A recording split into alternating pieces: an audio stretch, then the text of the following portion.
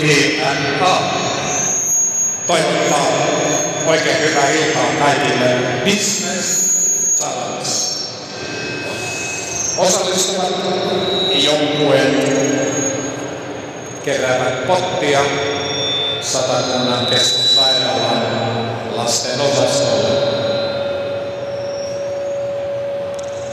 Ja ensimmäisenä me toivotamme tervetulleeksi illan isännän.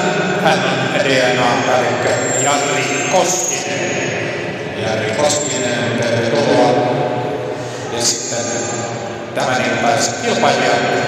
Ensimmäinen joukkue Radio Pori, jota tänään edustaa Jussi Aho.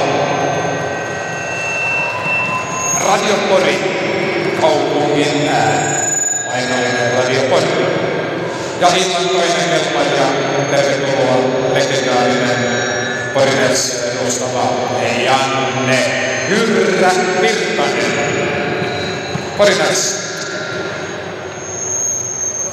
Ja Radio Pori aloittaa Jussi Aho, ole hyvä.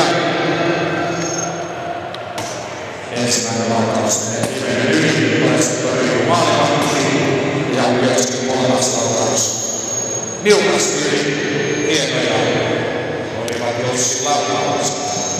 Ja sitten ennen näissä tuli Janne Virtanen, joka edustaa sitä siellä. Hyrrä, anna mennä. Ensimmäinen torjunta, toinen menee mokoon ja myös kolmas. Tällä kertaa Kokkolan joukkue ei onnistunut tekemään paljon. Maali kuitenkin on Satakunnan keskussairaalan lasten osassa. Kiitoksia. Kiitos DNA.